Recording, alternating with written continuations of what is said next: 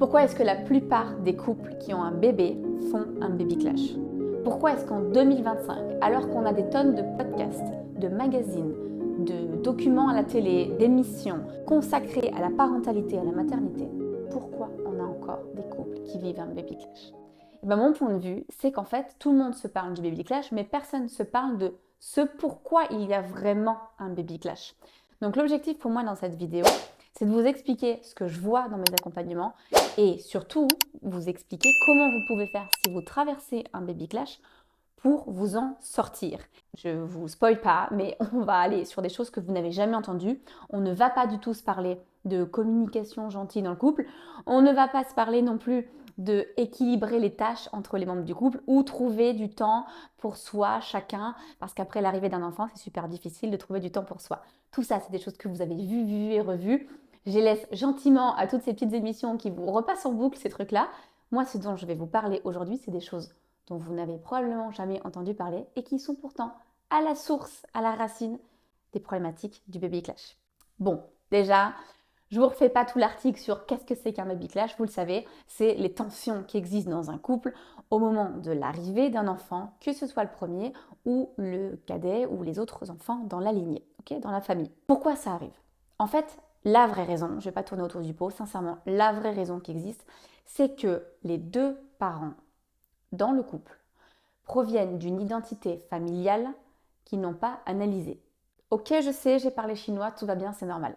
Quand on se parle d'identité familiale, on se parle d'un des thèmes phares de la psychogénéalogie. En psychogénéalogie, on considère que nous-mêmes, on n'arrive pas comme une feuille blanche dans la famille, on est le fruit d'un héritage transgénérationnel. Donc, en gros, on arrive dans une famille dans laquelle il y a ce qu'on appelle un code de loi qui est associé donc à une identité familiale. Chaque famille, pour fonctionner, chaque clan, a décidé qu'il y avait des codes implicites et explicites. J'en ai déjà parlé dans mes précédentes vidéos ici. Là, on va juste faire le focus sur le baby clash. Qu'est-ce que ça peut être, par exemple, le code de loi dans une famille versus une autre famille pour un couple? Eh bien, on peut avoir, par exemple, dans la famille de madame, par exemple, un rapport à la maternité ou à la parentalité qui est complètement différent du rapport à la parentalité, à la maternité même, dans la famille du conjoint. Et ça vient forcément teinter chacun des membres du couple. C'est-à-dire que chacun va arriver avec ce bagage-là de c'est quoi une bonne mère? Qu'est-ce qu'on doit faire? Comment on gère les urgences? Comment on gère l'allaitement? Comment on gère le don de soi? Comment on gère l'arrêt du travail? Comment on gère toutes ces choses-là? C'est pas seulement qu'on a des points de vue différents dans l'un et dans l'autre membre du couple, c'est qu'on va avoir vraiment un bagage avec ce qu'on a observé dans notre enfance et ce qu'on a intégré. Sauf que si ça, on ne l'a pas compris avant d'avoir des enfants, forcément à un moment donné, ça coince. Et ce qui est compliqué avec un enfant, c'est que les deux identités familiales du couple, elles peuvent être très différentes sur plein de sujets. Je vous donne un exemple, on peut avoir dans les deux partenaires un rapport donc à la maternité différent, au travail différent, et donc maternité et travail, comment ça résonne dans tel et tel côté de la famille. On peut avoir un rapport au corps aussi. Dans certaines familles, c'est impossible d'avoir un corps qui ne soit pas svelte après la naissance. Ça, moi, je le vois. C'est vraiment, les femmes doivent être dignes, toutes guindées, toutes belles, etc. Dans d'autres familles, la maternité passe avant tout le reste, peu importe l'état du corps. Et en fait, c'est pour ça que souvent, on a des vents contraires pour le couple. Vous savez, vous avez le couple qui vit pas bien certaines situations, par exemple la femme qui se sent plus belle, qui se sent plus bien, et vous allez avoir soit la belle-mère, soit au contraire la maman de la jeune fille qui va dire mais on s'en fiche, le plus important c'est l'enfant. Et on va avoir comme ça des vents contraires, alors que chaque individu c'est pas trop ce qu'il en pense, c'est trop ce qu'il doit faire de ses émotions, parce qu'en fait on va avoir des personnes qui vont arriver avec des identités familiales très très fortes et qui vont teinter d'une empreinte ce qui doit se faire et ce qui ne doit pas se faire. C'est ça l'identité familiale en fait, c'est vraiment le fait de se dire il y a ce qu'on doit faire et ce qu'on ne doit pas faire. Ce sont les codes autorisés et non autorisés. Alors il y a les codes très explicites, Par exemple, une mère doit s'occuper de son enfant jusqu'à l'âge de 2 ans, par exemple, très explicite. Dans la famille, on en entend parler. Ça peut être la famille de la mère ou la famille du père, peu importe. Mais en tout cas, depuis plusieurs générations, on l'entend dire, c'est très important. Et donc, les femmes qui ont refait carrière juste après la naissance de l'enfant, elles sont soit critiquées, soit complètement exclues, soit moquées, ou alors on leur fait des espèces de suggestions récurrentes sur le fait qu'elles doivent se consacrer plutôt à l'enfant. Et on va avoir à l'inverse d'autres positionnements sur ah bah non, il faut être au contraire, on peut tout à fait élever des enfants et travailler, faire les deux, mais ça dépend vraiment du contexte et de l'identité familiale. Et puis on va aller chercher beaucoup plus loin, on va aller voir le rapport aussi à la maladie, le rapport à la vulnérabilité. Quand on a par exemple un enfant, le sujet de la vulnérabilité, c'est un sujet qui est central. Il y a la vulnérabilité de l'enfant, et puis il y a la vulnérabilité émotionnelle, physique et psychique des deux parents. On le sait, avec la fatigue, c'est même plutôt de l'épuisement. On a une tolérance à plein de choses qui s'est amoindrie. Et donc, on va avoir des gens qui peuvent être en panique d'être vulnérables, en panique d'être fragiles ou de voir leur compagnon fragile. Encore une fois, tout ça, c'est pas tellement de leur faute, c'est qu'en fait, ils ont reproduit un point de vue, enfin, continué à transmettre un point de vue qui était plutôt le code de loi de la famille. Je sais pas si je suis claire, vous me direz dans les commentaires si vous y voyez clair. Mais l'idée vraiment, c'est de comprendre qu'on a cette empreinte en nous et c'est ce qui fait que du coup, on va fonctionner complètement différemment. En fait, en soi, ce qui se passe dans le baby clash, c'est juste que c'est quelque chose qui est maximisé par rapport à avant l'arrivée de l'enfant. Avant l'arrivée de l'enfant, c'était pas un problème que les deux membres du couple soient complètement différents. Je vous donne un exemple sur le rapport à la gestion des émotions. Imaginons que on est une personne, par exemple la femme. C'est pas du tout stéréotypé ce que je dis parce que ça pourrait être complètement l'inverse. Mais imaginons qu'on est la femme qui dise moi sur les émotions, je suis très à l'écoute, j'ai besoin qu'on verbalise ses émotions, qu'on les exprime. C'est comme ça qu'on fait chez moi. Bon, ok. À l'inverse, vous pouvez très bien voir le papa qui va dire ouais, enfin ça va, c'est bon, on va pas non plus céder à tous ses caprices, les émotions c'est bien, mais à un moment donné, il faut être dans la rationalité, etc. Non seulement chacun a son point de vue, mais en plus ça dépend de comment donc cette famille a fonctionné avec les émotions. Moi je le vois par exemple dans ma propre famille. Moi je suis dans une famille plutôt franco-espagnole, donc les émotions, on les déballe, il y en a de partout, on a le droit de les montrer, c'est pas un problème, c'est pas tabou, mais même limite il y en a un peu trop parce que presque on sait jouer avec. Et de l'autre côté, dans la famille de mon conjoint, c'est une tradition complètement différente, plutôt du nord de la France, avec des émotions qui sont beaucoup plus... elles sont toujours là, mais elles sont moins montrées, parfois elles sont moins assumées. Pas forcément pour lui, mais ça peut être pour d'autres membres de la famille. Et l'idée, c'est de se dire, mais tiens, du coup, le produit en croix de tout ça, quand on a l'enfant, eh bien, on va se retrouver avec deux parents qui vont devoir, à l'instant T, décider sur qu'est-ce qui est bon pour l'enfant en fonction de leur propre lecture émotionnelle, de leur propre histoire familiale vis-à-vis de l'émotion. Et en fait, c'est ça qui est compliqué finalement avec l'enfant. C'est pas tellement de converger parce que ça, le couple est déjà censé savoir le faire. On a par exemple des moments de la vie où, je sais pas, on est obligé de rogner un petit peu sur notre fonctionnement pour laisser à l'autre sa place et on se dit bon ben on s'ajuste. Mais ce qui est compliqué, c'est qu'avec l'enfant, on doit faire ça tout le temps et à chaud. Donc on doit converger sur les sujets comme comment ça va avec les émotions de l'enfant, est-ce qu'il faut tout de suite l'emmener chez le médecin parce qu'il y a panique ou en fait mais non ça va c'est tranquille, est-ce que du coup on dépense des choses pour l'enfant ou non on ne doit pas dépenser, vous voyez, ça vient toucher absolument tous les domaines et surtout le couple est confronté du coup à ces deux identités familiales fortes pour toutes les décisions de la vie de l'enfant, donc très régulièrement dans la journée et toujours à chaud. Parce qu'on ne peut pas mettre sur pause et on ne peut pas rembobiner la cassette et dire bon bah tiens qu'est-ce qu'on fait, puisque l'enfant est en perpétuelle évolution, surtout dans les premiers mois de sa vie, même si ça change tout le temps. Au début c'est toujours du réajustement permanent, donc ce qui était valable il y a 2 jours c'est plus valable et la fatigue aidant ou tout ça, le couple il doit s'ajuster en permanence. Et si le couple n'a pas conscience que chaque membre du couple a une blessure ou quelque chose qui n'est pas intégré du point de vue de l'identité familiale, il y a un nœud.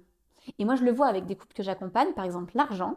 Si on a d'un côté de la famille un rapport à l'argent qui est du style, l'argent c'est très décomplexé, on peut dépenser, qu'on le montre ou qu'on le montre pas, mais en tout cas, dépenser c'est pas un problème en fait.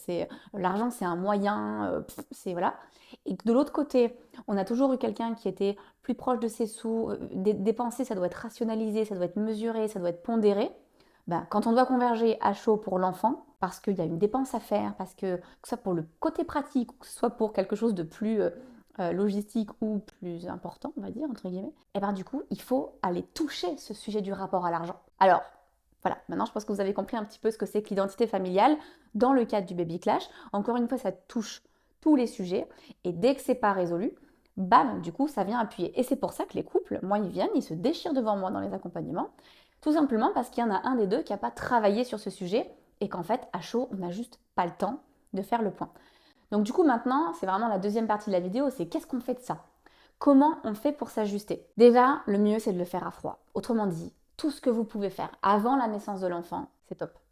Parce qu'en fait, ça veut dire que vous allez dégrossir des sujets que vous n'allez pas avoir besoin de déminer au moment où vous n'aurez pas le temps de vous ajuster. L'enfant, il ne vous laisse pas le temps. En fait, l'urgence de l'enfant ne vous laisse pas le temps. Et encore, je vous parle d'un enfant qui est en bonne santé, avec qui tout va bien. Je ne vous parle même pas des sujets de complications. Parce qu'après vient se mêler la famille. Parfois, on a des gens qui sont là à côté de vous, qui donnent leur avis, qui donnent leur point de vue. Et c'est pour ça, en fait, que tout ça, ça fait un espèce de magma, alors que c'est censé être très positif. Donc, dès que vous avez la possibilité de faire ça à froid, traitez-le. Traitez-le, posez-vous avec votre compagnon, votre compagne et réfléchissez à tout ça. Le mieux, c'est de se faire accompagner parce qu'en général, on ne se voit pas faire. On ne voit pas forcément nos modes de comportement. Mais avant de faire une analyse, une thérapie, vous pouvez me contacter, mais le but, c'est déjà de le faire entre vous. D'accord? Faites-le déjà entre vous et regardez les sujets sur lesquels ça coince. Et puis après, on peut en parler éventuellement. Après, le deuxième sujet, c'est qu'est-ce qui se passe quand on est à chaud? Bon, là, spoiler, c'est compliqué. À chaud, sincèrement, on n'a pas trop le temps d'ajuster. Mais quand même, ce que vous pouvez faire, c'est déjà prendre le temps avec votre chéri de dire, ok, on voit bien que là, c'est dur. On va mettre de côté ce qu'on savait faire avant, c'est-à-dire converger et s'ajuster, parce qu'en fait, il ne s'agit plus de s'ajuster à deux. Là, il faut vraiment, c'est converger le mot. C'est converger, converger, converger. Et donc, dans des moments où on sent que on est sur un sujet épineux, déjà, c'est respirer. Ça a l'air tout bête, mais c'est juste prendre une bouffée d'air pour se rendre compte, en fait, qu'on a vraiment, c'est avec un espèce d'œil d'observation de waouh, c'est en train de venir chercher un sujet très dur pour moi. Et du coup, dans des petits moments de pause, juste pouvoir désamorcer entre vous, juste pouvoir dire, voilà, ça vient toucher un sujet, je ne l'avais pas vu venir, il faut qu'on en parle, il faut qu'on fasse quelque chose. Et là, vous pouvez vraiment me contacter parce qu'en fait, c'est le plus dur, c'est quand vous êtes dans l'urgence, puisqu'il faut retrouver de l'apaisement. Et c'est encore plus urgent quand vous êtes à chaud, parce que l'enfant est au milieu, même s'il ne s'exprime pas, il ressent tout. De toute façon, l'enfant, il va avoir besoin que vous deux, vous vous caliez sur l'identité familiale, que vous puissiez créer votre identité familiale en gardant et en laissant respectivement ce qui vient de vos deux clans pour composer un modèle. Je ne parle même pas des familles recomposées. Si vous voulez, si ça vous intéresse, vous pouvez l'écrire en commentaire. C'est une vidéo à part. Parce que pour le coup, c'est encore d'autres modèles parce qu'on va avoir des demi-identités familiales en plus, qui ont existé à un moment donné de la famille et puis qu'après, qui n'y sont plus dans le quotidien, mais qui en font quand même un peu partie. C'est encore un sujet à part. Mais donc vraiment là, ce que vous pouvez faire à chaud, c'est vous dire, wow, il faut qu'on trouve le moyen d'harmoniser ça, parce qu'on va devoir forger notre identité familiale, définir ce qui fait clan. Et je le vois dans mes accompagnements, ce qui est dur, j'entends souvent soit des hommes, soit des femmes dire oh, « l'autre côté de la famille ne me comprend pas du tout ». Alors soit ça peut être vos propres parents qui ne vous comprennent pas du tout parce que vous avez fait vraiment différent de l'identité familiale de laquelle vous veniez et vous faites exactement comme la famille de mon conjoint. Et alors ça peut très très mal se passer vis-à-vis de votre famille, surtout à l'arrivée de l'enfant. Soit vous reproduisez vraiment ce qui se passe chacun dans vos lignées et du coup le combo des deux se passe mal. Donc il faut absolument identifier déjà où est-ce que ça coince pour que vous puissiez, encore une fois, composer quelque chose d'harmonieux pour l'enfant le plus tôt possible parce que vous-même, si vous essayez de repenser à l'identité familiale de votre famille et que vous vous dites, c'est ce que je fais moi avec mes clients, je leur dis quelle est l'identité familiale par exemple de votre famille, le rapport à la maternité. En fonction de vous, votre papa et votre maman, ils n'avaient probablement pas la même identité familiale. Et souvent, quand il n'y a pas de convergence entre les deux parents, ça crée un enfant qui ne sait pas trop forcément sur quoi s'appuyer. Donc autant le carcan, l'identité familiale, il est très enfermant quand il est trop fermé. Mais autant, quand il y a un tiraillement, pour l'adulte, après, c'est pas évident. Donc, tout ce que vous pouvez faire pour apaiser l'enfant et pour, du coup, apaiser ce contexte d'arrivée de l'enfant, mieux c'est, en fait, pour vous et pour lui. Voilà, j'espère que ça a pu vous aider sur le Baby Clash. Sincèrement, moi, les gens que je vois en consultation, quand ils me parlent de ce qu'ils ont analysé du Baby Clash, c'est vraiment toujours des broutilles. C'est ouais, mais de toute façon, lui, il veut tout le temps l'emmener chez le médecin alors qu'en fait, il n'y a pas besoin. Bref, vous me parlez de choses qui sont très justes, qui sont très vraies. Mais en fait, si on dézoome, elles viennent toucher des points très clairs qui sont les thématiques de l'identité familiale, rapport à la maladie, rapport au corps, rapport à la féminité, rapport à la maternité, parentalité, rapport à l'argent, rapport au travail, rapport au couple. Et on va travailler ces sujets-là. Et là, vous allez voir qu'on va plus être dans des querelles du quotidien sur ce qui entoure l'enfant. On va être vraiment sur des choses où on peut prendre de la hauteur et désamorcer les conflits.